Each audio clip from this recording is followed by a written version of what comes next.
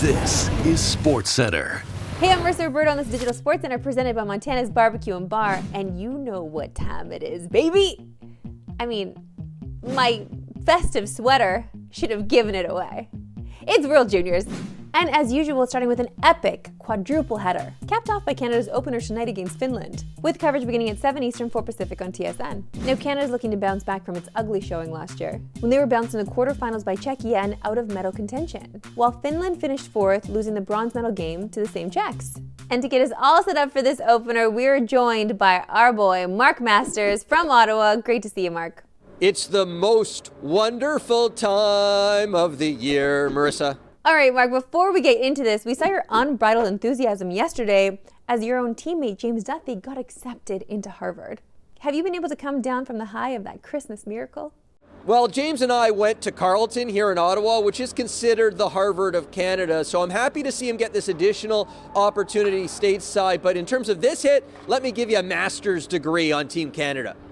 Oh, Mark, I just love having you on. You're always sneaky with your little quips, and I love it. You're very low-key funny. Okay, back to tonight's game. Canada win a perfect 3-0 in pre-competition play and outscored its opponents 14-5. Are you expecting that kind of dominance tonight against Finland?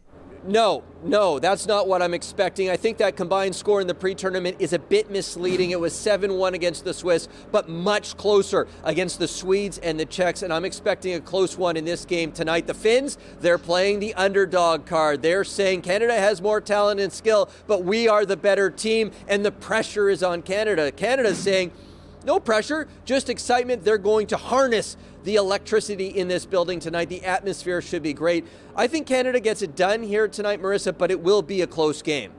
And we're going to put you on the spot before Canada's tourney officially gets underway. Do you think Canada will rebound from last year's disappointment and win the tourney on home soil this year? Well, Craig Button is picking Canada over the U.S. in the gold medal game, and that's good enough for me. I can tell you this Canadian team has the potential to be really, really special. The top line of Cal Ritchie between Bradley Nadeau and Easton Cowan was lights out in the exhibition games. I think that could be the best line in the tournament. And how about the youngest players on this Canadian team? I think Porter Martone, the winger, and Matthew Schaefer, the defenseman, are going to show why they are in contention to be the first overall pick in the 2025 draft. And I think Gavin McKenna is going to show why he is the projected number one pick in the 2026 NHL draft. The youngest players are ready for prime time, Marissa. The kids are all right. Thanks again, Mark. Enjoy the game tonight. I just want to find out what the goal song is, Marissa. If it's not Sandstorm, I riot. Time now for Eminems Huddle, so let's huddle with our home team and dive into an action-packed weekend in the NFL. Hi. Week 17 kicked off yesterday with a pair of Christmas Day blowouts, as the Chiefs locked out the top seed in the AFC, and Lamar Jackson strengthened his MVP case in Houston. Let's look big picture, starting with the AFC playoff standings. KC now has the bye locked up, and Baltimore has the inside track on the North title, which is the only undecided division in the conference. 3 teams enter the weekend with 7-8 records, and all 3 would be eliminated with a loss. Meanwhile, over in the NFC, all 4 division titles are on the line, and could actually be clinched this weekend. Well, the top seed is also still up for grabs, with the Lions in pole position for it. They wrapped up the week with the free-falling 49ers in the Monday Nighter. A Rams loss to the rival Cards on Saturday could also induce some chaos into the final week of the regular season, as you can see them play the Seahawks in a winner-take-all game for the NFC West title and a playoff berth. And one of the biggest games this weekend has to be in Cincy, where the Bengals will host the Broncos in a must-win game. Denver will clinch a playoff spot with a win and eliminate the Bengals.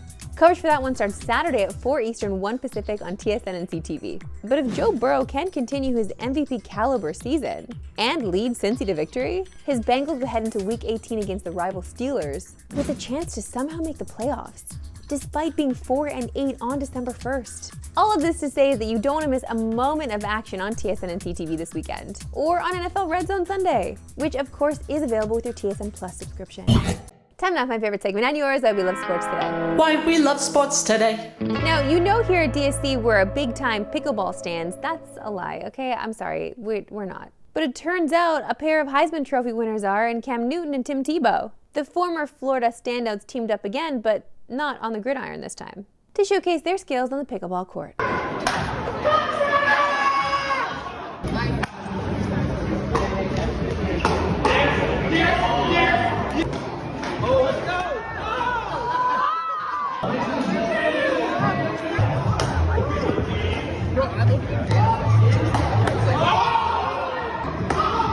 a shot.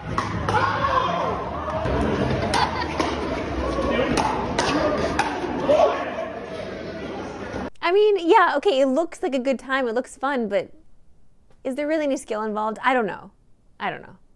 And speaking of football, we got a critical clash for you tonight, as the Seahawks look to keep their slim playoff hopes alive when they host the Bears on Thursday Night Football. Pre-game coverage begins at 7 Eastern, 4 Pacific on TSN, with kickoff scheduled for just over an hour later.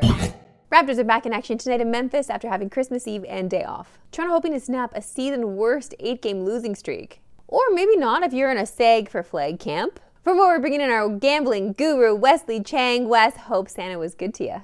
Santa came through for us. Here's hoping we come through for you guys. Wes, the Raptors are getting their first look at Canadian Zach Edey tonight, who's coming off the worst shooting performance of his young career. What do you expect to see from him tonight?